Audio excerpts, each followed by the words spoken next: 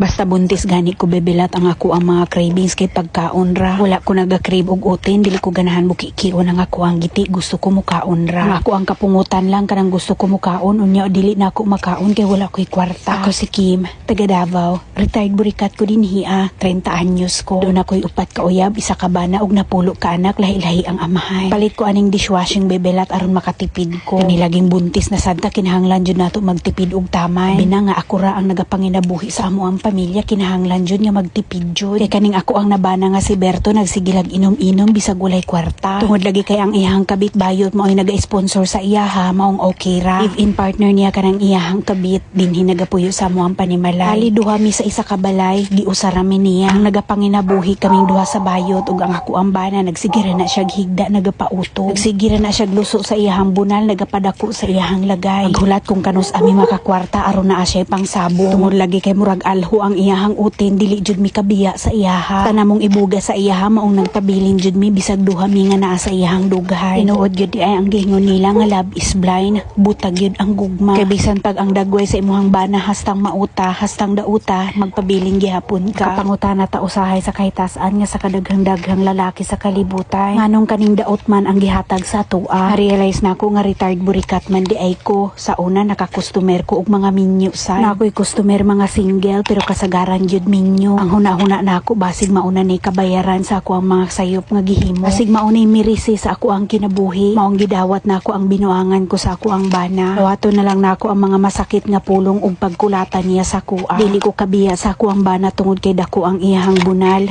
Ikaduha na ami mga anak. Pulo na kabuok ang ako